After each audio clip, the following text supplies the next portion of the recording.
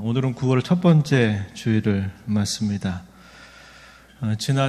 이번 주 금요일부터 이제 추석 명절 연휴가 또 시작이 됩니다. 이례적으로 굉장히 빠른 추석을 맞는 것 같습니다. 마음이 많이 분주해지시겠지만은 넉넉한 마음으로 또 명절을 보내시게 되기를 바랍니다. 계속 북상하고 있는 흰남도 태풍이 심상치 않습니다. 여러분 많이 들으신 것처럼 지금까지 겪었던 어떠한 태풍보다도 강력한 태풍이다 이렇게 알려지고 있어요. 부디 큰 피해가 없이 지나가기를 바라면서 기도합니다. 여러분들도 각별하게 주의를 해주시기 바랍니다. 오늘도 귀하고 복된 주일날 주님 앞에 참 잘 오셨습니다. 우리 주님께서 여러분들에게 은혜와 평강의 복으로 함께해 주시기를 축복합니다. 지난 주간에 본당 공사를 우리가 힘써 감당하고 잘 마치면서 진정한 교회 건축이 이전보다 더욱더 힘있게 일어나기를 함께 기도하면서 전진해 나가자 이렇게 여러분들에게 지난 주일날 말씀드린 바가 있었습니다. 호세아에 이어서 우리가 9월에 접어들면서 고린도 전서 말씀을 하루에 한 장씩 읽어가면서 매일 우리에게 주시는 교훈을 기울이고 있습니다.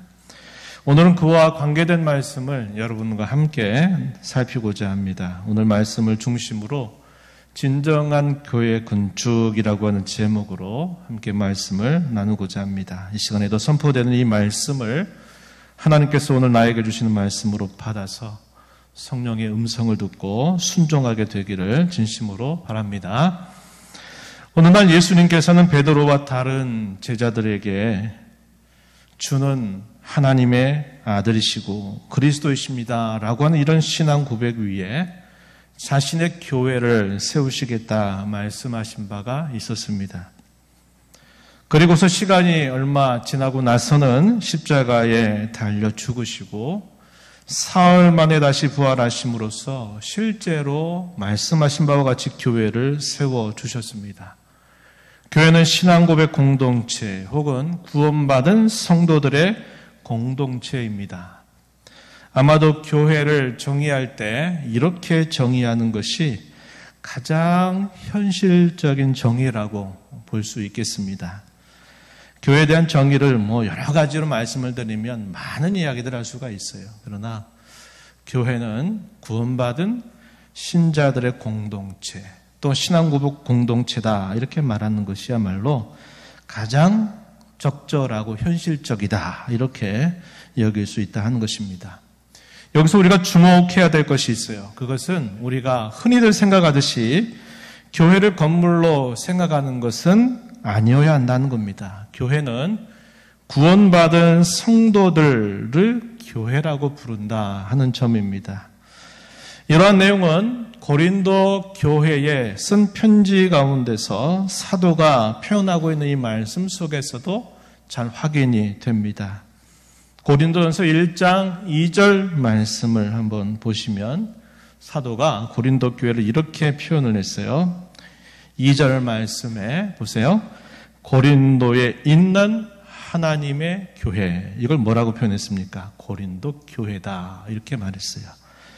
고린도에 하나의 교회가 있을 수 없겠죠?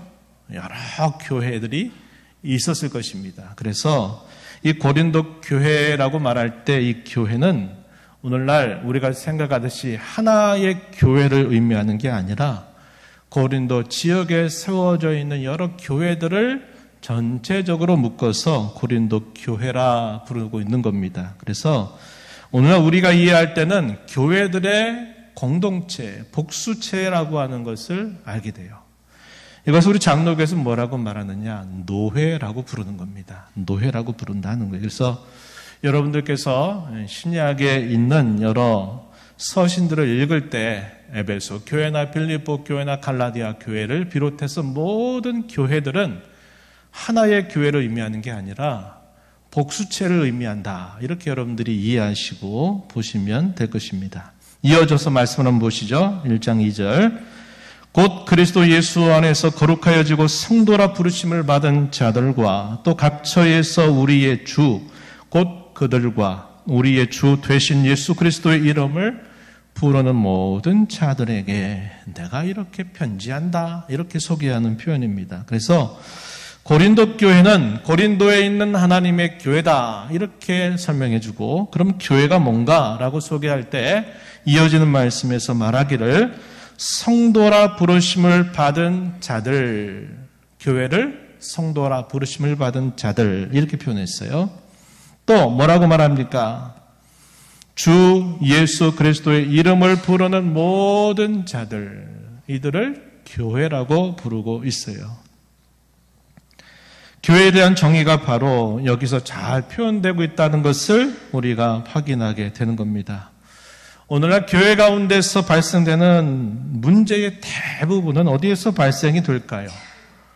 교회를 우리 믿는 자들의 공동체, 성도들의 모임을 교회라고 보지 않고 건물을 교회로 생각하고 오해하고 착각하는 데서부터 교회 가운데 일어나는 대부분의 문제들이 발생되고 있다 하는 것을 우리는 매우 주목해야 합니다. 우리가 읽어가는 신약 성경은 27권으로 되어 있죠. 27권 가운데서 복음서가 4권입니다. 그리고 역사서로 분류되고 있는 성경은 사도행전이죠. 그래서 이 복음서와 사도행전을 빼면은 모든 나머지 신약 성경은 다 서신서에 속하게 됩니다. 다시 말씀을 드리면 신약 성경 27권 가운데서 22권이 서신서로 기록이 되었다는 말이죠. 모든 서신서에 등장하는 교회는 우리가 소위 초대교회 할 때 이 초대교회에 속하는 것입니다. 거기에는 각 교회가 처해져 있는 상황이 다 반영이 됩니다. 각 교회가 처해져 있는 상황은 감사할 것도 있어요. 어떤 교회가 이런 부분들을 참 잘한다. 그래서 감사하는 부분들이 있고, 또 반대로 이런 부분들은 문제점 내지는 극복해야 될 내용으로도 소개가 되기도 한다 하는 겁니다. 이걸 다르게 말하면 정도의 차이가 있기는 하지만 이 땅에 있는 모든 교회, 심지어는 초대교회들이라 부르는 이 모든 교회들도 완전한 교회는 없다 하는 것을 우리에게 알려줍니다. 때로 어떤 교회는 전혀 교회답게 보이지 않아서 차마 교회라고 말하기 어려운 경우도 분명히 있어요.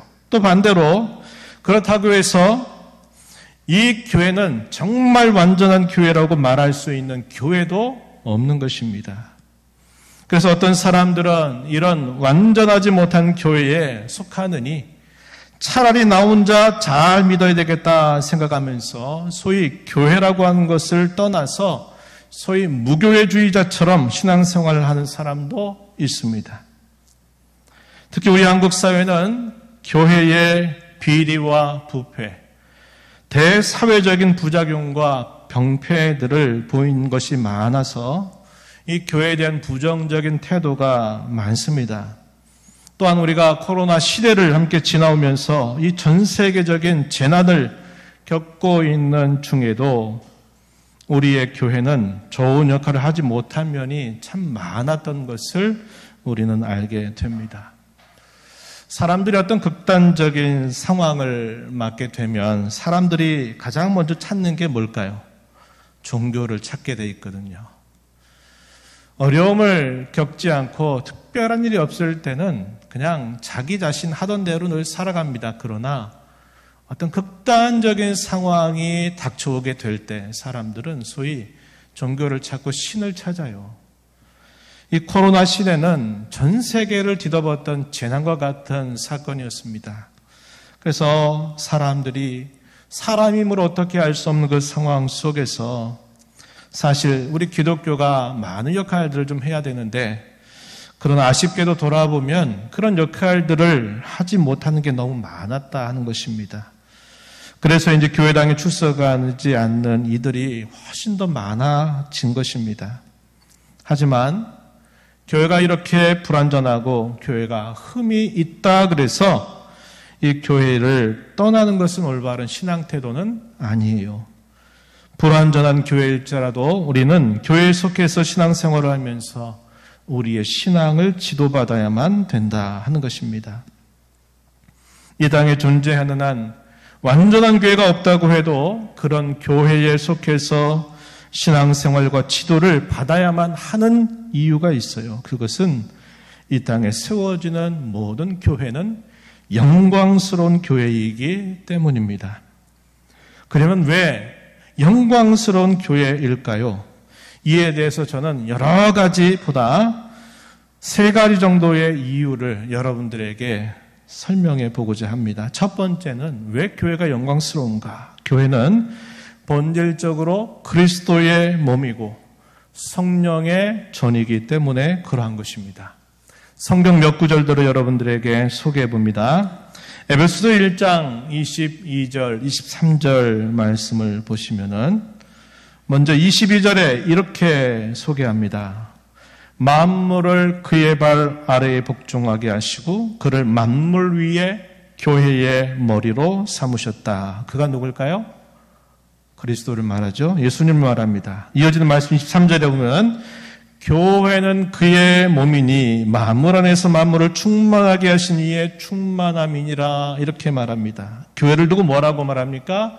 그리스도의 몸이다. 이렇게 말하고 있다는 겁니다. 그리스도는 그 교회의 머리가 되신다. 이렇게 우리에게 소개를 해주고 있어요. 또한 고린도전서 3장 16절 우리가 읽은 본문 조금 뒤로 가서 보시면은 이렇게 또한 가르쳐 줍니다. 너희는 너희가 하나님의 성전인 것과 하나님의 성령이 너희 안에 계시는 것을 알지 못하느냐. 너희는 누구냐고 말합니까? 하나님의 성전이다.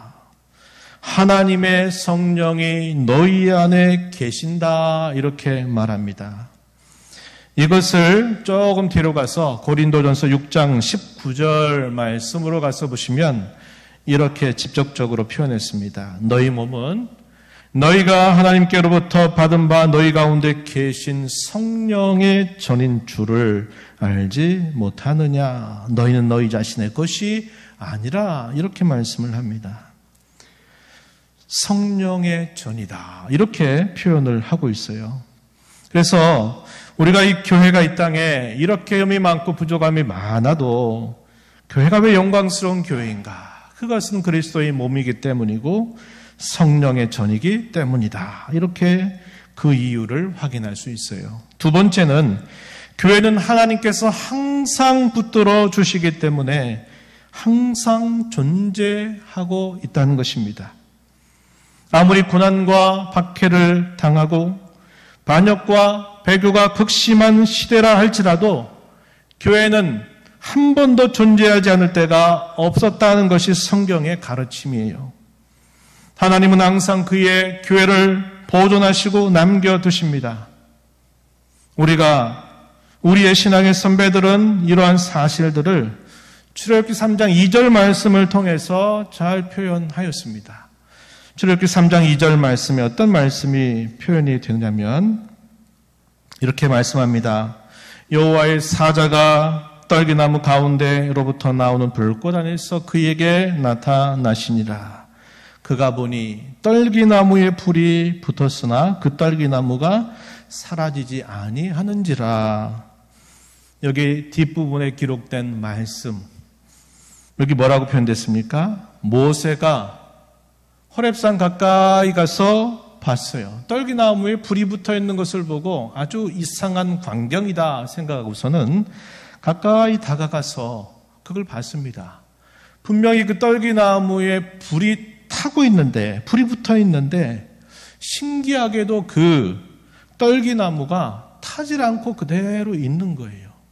얼마나 놀라운 광경을 봤는지 몰라요. 바로 그 순간 하나님께서 이 모세에게 나타나서 그를 이제 자기 백성들을 구원하기 위해서 애굽으로 보내는 소명을 하시게 됩니다.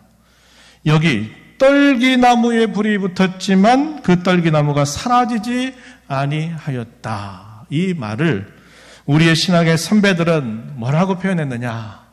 이것이 바로 교회다. 이렇게 이해를 하고 그 종교 개혁을 단행했던 많은 신앙의 선배들은 이 떨기나무의 그림을 이걸 그려요. 그리고 그 옆에다가 글자를 라틴어로 새깁니다. 어떤 라틴어냐? 이 구절을 라틴어로 표현하는 거예요. 불이 붙었음에도 불구하고 타지 않았다 하는 것을 이것을 라틴어 어구로 써가지고 이것을 하나의 개혁 교회를 표시한 하나의 로고로 이것을 사용했어요.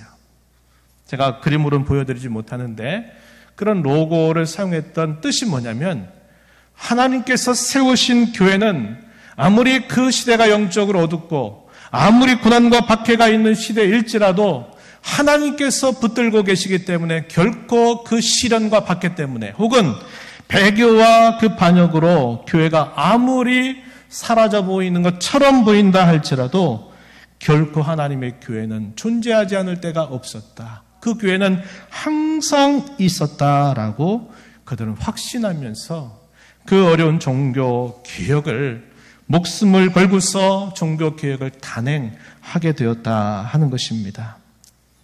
마지막 세 번째는 진정한 의미에서 교회 밖에는 구원이 없기 때문입니다. 다시 말하면 하나님은 교회를 통하여서 구원의 역사를 세상 속에 펼쳐가시기 때문에 이 땅의 교회는 영광스러운 교회다 하는 것입니다.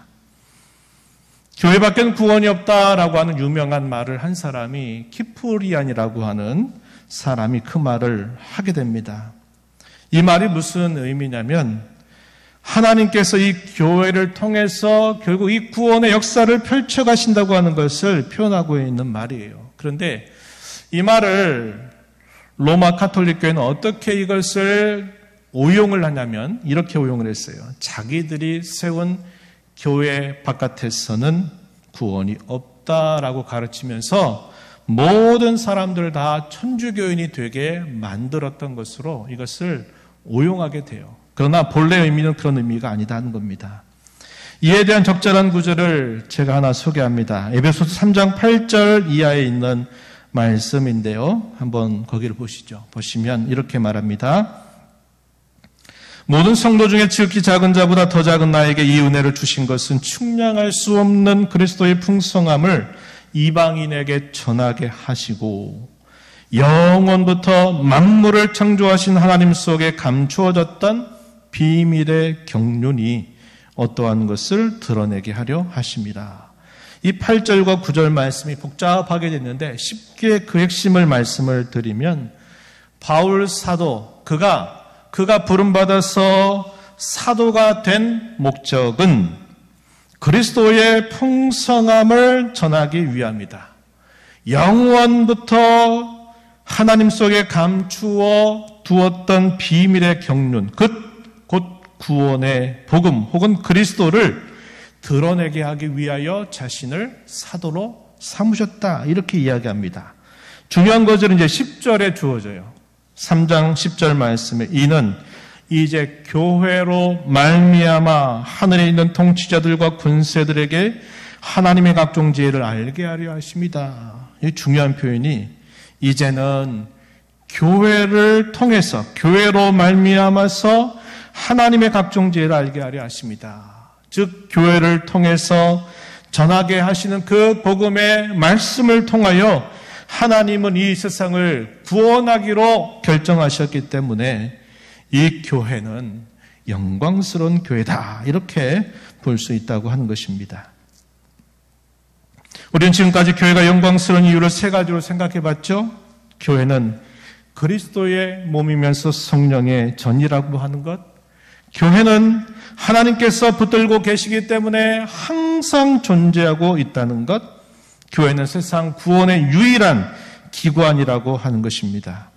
더 나아가서 교회는 장차 그리스도의 재림으로 완전한 교회가 될 것입니다. 그러므로서 지금과 비교할 수 없는 정도로 영광스러운 교회가 될 것을 성경은 우리에게 약속해 주고 있습니다. 우리는 그러한 소망을 바라보면서 오늘을 살고 있는 것입니다. 그러므로 오늘 우리의 교회는 세워져야만 합니다. 좀 더 완전한 교회가 되도록 세워가야만 하는 것입니다. 지금 부족하고 허물이 많고 비리가 있고 연약하다고 해서 지금의 상황에 우리가 낙담하거나 절망해서는 안 됩니다. 우리의 힘이 닿는 한 우리는 지금의 교회를 더욱더 교회답게 세워가야만 하는 것입니다. 이 일에 여러분 한 사람 한 사람이 그 역할을 감당하기를 주님은 기뻐하시는 것입니다. 바울 사도는 이에 대해서 에베소 2장 마지막 부분에서 이렇게 우리에게 소개해 주고 있어요. 2장 20절 말씀에 보시면 너희는 사도들과 선지자들의 터 위에 세우심을 입은 자라. 그리스도 예수께서 친히 모퉁이 돌이 되셨느니라. 21절 그의 안에서 건물마다 서로 연결하여 주 안에서 성전이 되어가고, 주 안에서 성전이 되어간다. 이 말은 계속 진행되고 있다는 걸 말해주죠. 22절 마지막 절에서 또 이렇게 말합니다. 너희도 성령 안에서 하나님이 거하실 처소가 되기 위하여 그리스도 예수 안에서 함께 지어져 가느니라. 언제까지요? 그분이 오실 때까지. 언제까지요? 우리 육신의 장막을 벗게 될 때까지 우리는 계속적으로 지어져 가는 성전 혹은 지어져 가는 교회가 되어야 됨을 성경은 우리에게 가르쳐 주고 있다 하는 것입니다. 오늘 대부분의 교회들 가운데서 그 교회에 속해 있는 신자 가운데 10%도 안 된다 그래요. 10% 미만의 성도가 교회를 이끌고 교회를 섬기고 있다고 합니다. 저와 여러분이 이루는 교회도 마찬가지일지 몰라요. 이것은 결코 바람직한 일이 아닙니다. 나는 예배만 드리면 된다. 나는 하나님 앞에 섬기기만 하면 된다. 이런 정도의 생각으로만 멈춰 있지 말고 내가 주의 교회를 세우기 위해서 나는 어떤 역할을 해야 될까? 교회가 내게 무엇을 주고 있느냐 하는 것을 따지기 전에 내가 이 영광스러운 교회에 속한 주님의 지체로서 내가 과연 그 교회를 세워가는 일에 내가 무엇을 얼마나 할 수 있을까를 먼저 생각하는 자세를 주님은 기뻐하신다고 하는 것입니다. 교회 가운데서 여러 진행되는 일들, 소수의 몇 사람만 힘써 일하도록 그대로 두지 마세요. 나는 믿음이 모자라니까, 나는 아직은 부족하니까 이런 생각을 가지고 그렇게 하지 말고 내가 할 수 있는 일을 찾아서 적극적인 신앙의 자세를 갖는 것이 필요하다 한 것입니다. 이제 당시 고린도 교회 예를 한번 살펴보도록 하겠습니다. 고린도 교회는 바울 사도와 그의 동역자들이 제 두 번째 전도 여행 시 1년 반 정도를 머물면서 전했던 복음을 통해 세워진 교회입니다. 당시 고린도라고 하는 도시는 항구 도시여서 무역과 상업이 왕성했습니다. 곳곳마다 사람들이 그 항구를 중심으로 모여들면서 타락과 방탕의 도시가 되어버립니다. 당시 이런 말이 있었다 그러죠. 당신은 고린도 교인 같다라고 이렇게 말을 하면 속담과 같은 이야기인데 무슨 뜻이냐면 당신은 매우 타락하고 매우 부패한 사람이다를 뜻하는 말이 되었다고 합니다. 그만큼 이 고린도라고 하는 도시는 돈도 많고 무역도 발전이 되었지만 도덕적으로나 종교적으로는 매우 부패한 그런 도시였다는 것을 우리에게 알려주고 있어요. 당시에 얼마나 박해와 시련이 많았는지 어느 날 밤 주께서 바울에게 나타나셔서 환상 가운데 이렇게 말씀합니다. 두려워하지 말며 침묵하지 말고 말하라. 내가 너와 함께 있으니 너를 해할 자가 없을 것이다.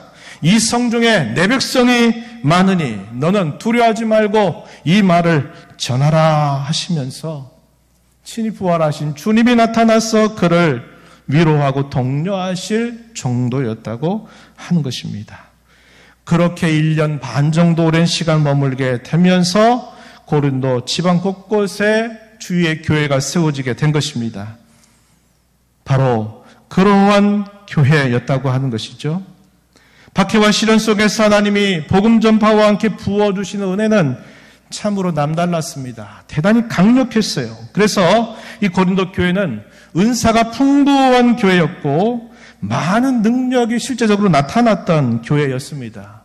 그뿐만이 아니라 그들의 신앙은 그들이 그리스도를 믿는 증거가 아주 확실했고 그들이 믿는 신앙에 대하여 언변이 매우 뛰어났다고 이야기합니다. 또한 그리스도께서 다시 오실 것이다 하는 이 재림의 신앙과 관계에서도 그들은 매우 투철한 신앙을 가지고 있었다고 가르쳐 주고 있습니다. 하지만 고린도 교회의 이러한 이면에는 큰 골칫거리 문제도 적지 않았다고 하는 겁니다. 우리가 오늘날 고린도전서 말씀을 읽어가면요, 2000년이라고 하는 그 시간의 간격이 전혀 없다고 말할 만큼 오늘 우리 현대 교회가 안고 있는 많은 문제들을 이미 초대교회였던 이 고린도 교회가 안고 있었다는 것을 너무나 잘 보여주고 있습니다. 그래서 오늘날의 교회에 대한 처방전 같다. 그래서 이 고린도 전서 후서 말씀을 많이 읽고 가르치는 일들이 있게 되는 것입니다. 그런데 그 가운데서도 가장 골칫거리 문제가 무엇이었냐면 그 고린도 교회를 다녀갔던 목회했던 지도자들을 중심으로 교인들이 분열되고 다투었던 것이었습니다. 그로 인해서 교회가 하나됨을 이루지 못하고 분열의 상태를 계속 유지하고 있었던 것입니다. 이 부분에 대해서는 고린도전서 1장 11절 12절 여기 말씀에서 우리가 확인할 수 있어요. 거기를 잠시 소개해드리면 1장 11절 말씀에서 이렇게 말합니다. 내 형제들아 글로의 지편으로 너희에 대한 말이 내게 들리니 곧 너희 가운데 분쟁이 있다는 것이라. 내가 이것을 말하거니와 너희가 각각 이르되 나는 바울에게 나는 아볼로에게 나는 게바에게 나는 그리스도에게 속한 자라 한다는 것이니 글로의 지편으로 사도가 에베소라고 하는 지역에서 복음을 전하고 있는 동안 그 소식을 듣게 된 겁니다. 고린도 교회가 지금 이러이런 문제로 참 힘들어하고 있다는 소식을 듣고서 사도가 방문할 수 없어서 편지를 써서 보낸 것이에요. 3장 우리가 읽은 본문 조금 앞에 가서 보면 3장 3절에서도 이렇게 말합니다. 너희 가운데 시기와 분쟁이 있으니 이렇게 말하죠. 4절에서 또 말하기를 어떤 이는 말하되 나는 바울에게라 하고 다른 이는 나는 아볼로에게라 하니 이렇게 표현했어요. 1장 1절에서 소개되고 있는 그 말을 다시 3장에서 소개하고 있는 것입니다. 그래서 사도는 그들을 향하여 육신에 속한 자 혹은 그리스도 안에서 어린아이들이다 라고 말하고 있습니다. 고린도서 3장 1절 말씀에 보시면은 이렇게 소개되고 있어요. 형제들아 내가 신령한 자들 대함과 같이 너희에게 말할 수 없어서 육신에 속한 자 곧 그리스도 안에서 어린 아이들을 대함과 같이 하노라. 누구를 두고 하는 말입니까? 고린도 교회를 두고 하는 말이에요. 육신에 속한 자와 같다. 그 말은 곧 그리스도 안에 있기는 하지만 장성한 자의 모습이 아니라 어린아이와 같은 모습이다. 이렇게 말합니다. 구변도 뛰어났고 은사도 많았고 능력도 많이 나타났고 재림에 대한 신앙이 투철했음에도 불구하고 그들의 영적인 실상, 그들의 영적인 수준은 그리스도 안에 있는 어린 아이에 불과하다. 이렇게 말하고 있는 것입니다. 그런 문제에 대해서 사도는 어떤 처방을 내려주고 있을까요? 먼저 사도는 말씀의 사역자들과 성도들 그리고 하나님과의 관계가 무엇인가를 자리매김합니다. 이 세 대상에 대하여 그들의 자리와 역할이 무엇인가를 설명해 주고 있어요. 오늘 우리의 본문으로 한번 돌아봅니다. 9절 말씀을 한번 보시면 이렇게 말합니다. 우리는 하나님의 동역자들이요 너희는 하나님의 밭이요 하나님의 집이니라 이렇게 말합니다. 우리는 누구 말할까요? 바울 사도와 복음을 전했던 일꾼들, 말씀의 사역자들을 두고 우리라고 말해요. 우리는 하나님의 동역자들이지만 너희, 곧 고린도 성도들, 교회 성도들을 향해서는 너희는 하나님의 밭이다, 하나님의 집이다, 이렇게 말합니다. 먼저 사도는 말씀 사역자들을 하나님의 동역자들이라고 말하죠. 성도들 향해서는 하나님의 밭이다, 하나님의 집이라고 말합니다. 여기서 밭이나 집이라고 하는 이 표현은 성도들 혹은 교회를 일컫는 말입니다. 또한 고린도전서 3장 5절로 7절 말씀, 우리가 이건 보면 조금 앞부분 가서 보시면은 말씀의 사역자들은 주님께서 세워서 믿게 한 사역자들이다, 이렇게 말합니다. 5절 그렇게 표현되고 6절과 7절 앞부분을 보면 비유로 이렇게 말합니다. 심고 물을 주어서 교회를 일구고 세우는 일을 맡은 사람들, 이 사람들이 사도를 비롯해서 말씀을 전하는 일꾼들이다, 이렇게 소개를 합니다.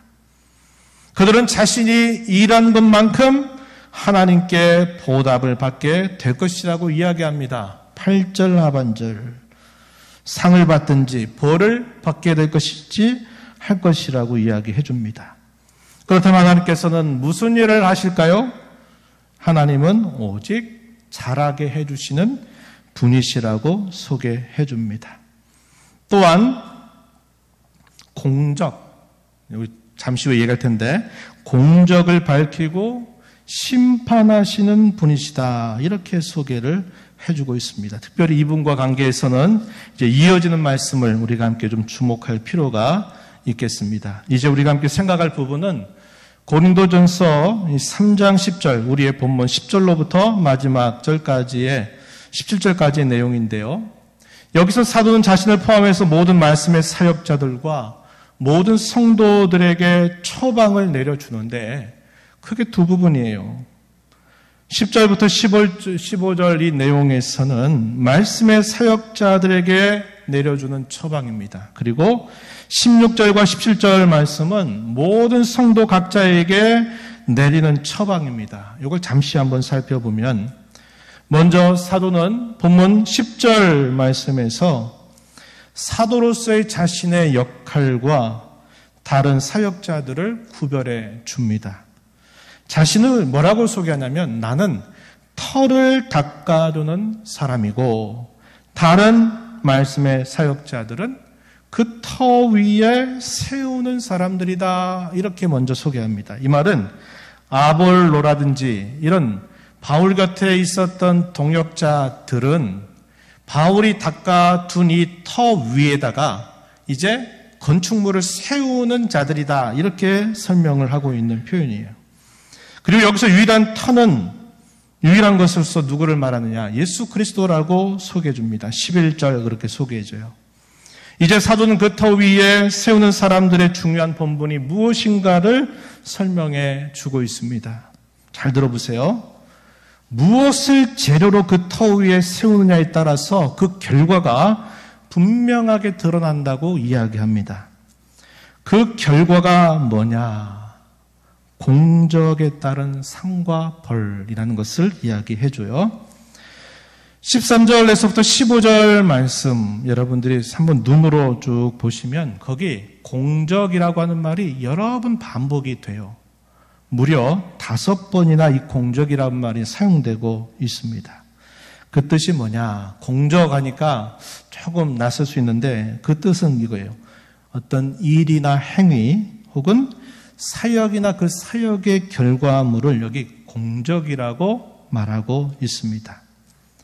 12절 말씀에서 사도는 두 가지 종류의 건축 재료가 있다고 소개합니다. 첫 번째는 금과 은과 보석과 같이 불에 타지 않는 것이 있고, 두 번째는 나무와 풀과 집과 같이 불에 타버리는 재료가 있다고 소개를 해줍니다. 여기서 이 재료가 뭘까요? 말씀이나 교훈들 혹은 교리를 뜻하고 있는 말입니다. 13절 말씀을 또 보면 어떤 말이냐면 그 건축물을 테스트하는 게 있다, 시험하는 게 있는데 그게 뭐냐 하니까 불이다, 이렇게 소개를 해줍니다.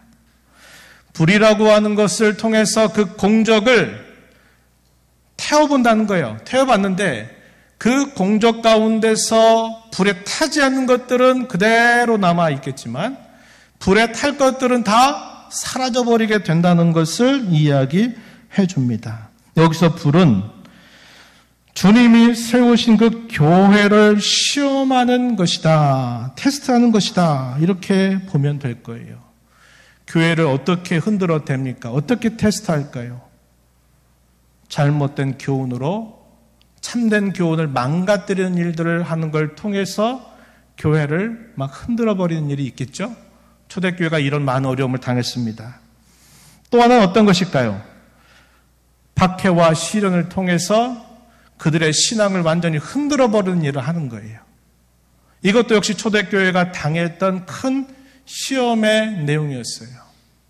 가지고 있는 진리를 혼잡하게 만들어서 거짓된 것으로 바꿔버리든지 아니면 그들을 거세게 압박하고 그들을 박해하고 그들에게 시련을 주어서 그들로 하여금 흔들려버리게 만들든지 하는 것들을 여기 불이라고 하는 걸로 묘사하고 있다는 겁니다. 그래서 이 공적이 불을 통과하게 되면 상을 받게 될 것이지만 통과하지 못하면 벌을 받게 된다. 이렇게 소개를 해주고 있습니다.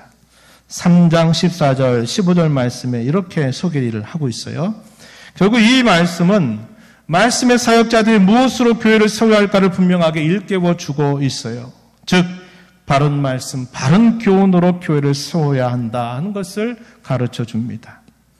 다음으로 16, 17절 말씀에서 사도는 이 말씀의 사역자들만 아니라 모든 성도 각자에게 학대해서 엄숙하게 경고를 하면서 처방을 내리는데요. 모든 성도 자신이 하나님의 성전이고 성령의 전이기 때문에 분쟁과 다툼으로든지 거짓된 교훈과 가르침이든지 간에 성전을 더럽히는 자, 교회를 더럽히는 자는 누군지 하나님이 멸하신다고 엄숙하게 경고를 해주고 있습니다. 사도는 결국 이 말씀을 통해서 교인 모든 성도는 말씀의 교훈이든 삶의 모습이든 간에 거룩해야 한다는 것을 일깨워 주고 있는 것입니다. 이러한 말씀들을 통해서 오늘 우리의 교회가 어떻게 진정한 교회로 세워져야 될까? 저는 세 가지를 이야기를 하고 싶은 것이에요. 첫 번째는 뭐냐면 바른 교훈으로 단단하게 세워져야만 한다 하는 것입니다. 말씀의 사역자, 저와 같은 목사, 말씀의 사역자들로서는 바른 가르침을 전하는 일에 힘을 기울이고 말씀을 듣는 여러분들로서는 바른 교훈이 강단에서 선포되기를 사모해야만 한다는 겁니다. 이런 바른 교훈을 바탕으로 성령의 위로 가운데 단단하게 세워져야만 된다. 두 번째는 우리 교회는 말씀의 부흥이 있는 교회가 되어야만 한다는 것입니다. 바른 교훈 위에 말씀과 함께 역사하시는 성령으로 말미암아 말씀의 부흥을 사모하고 그 말씀의 부흥을 경험하는 교회가 되어야 하겠다 하는 것입니다. 사도행전 19장 20절에 이와 같이 주의 말씀이 힘이 성황하여 세력을 얻으니라. 이렇게 우리에게 가르쳐 주고 있습니다. 마지막으로는 거룩한 교회가 되어야 한다는 겁니다. 우리의 교회가 거룩함을 회복하고 순결해져야 된다 하는 것을 말씀을 드리고 있다는 것입니다. 고린도서 3장 17절에서 그렇게 표현되고 있죠. 이 땅의 교회가 아무리 흠이 많고 부족하고 완전하지 못해도 그래도 교회가 진정한 소망임을 우리는 잊지 말아야 하겠습니다. 구원받은 저와 여러분이 이 세상의 진정한 소망이고 또 그러한 소망이 되어야만 합니다. 그러기 위해서 오늘 우리의 교회는 진정한 교회를 건축하는 일에 힘을 쏟고 주님의 은혜를 구해야 하겠습니다. 먼저 이 일에 우리 한 사람 한 사람이 한 사람도 빠짐없이 이러한 진정한 교회로 세워지도록 은혜를 구하면서 힘써 나가는 모두가 되기를 진심으로 바랍니다. 하나님 아버지, 오늘도 저희들을 불러주셔서 주의 말씀을 통하여 저희가 주님의 영광스러운 교회로 부름받아서 이 땅에 비록 흠이 많고 부족함이 많지만 계속적으로 우리의 교회는 세워져야 됨을 교훈받았습니다. 이 땅에 주의 몸된 교회에 속한 자로서 주님의 교회를 바르게 세워가는 일에 몇몇 사람이 아니라 우리 모두 각자 그 일들에 마음 쓰고 힘을 모아서 주님이 기뻐하신 진정한 교회 건축을 이루어가도록 은혜를 베풀어 주옵소서. 예수님 이름으로 기도하옵나이다.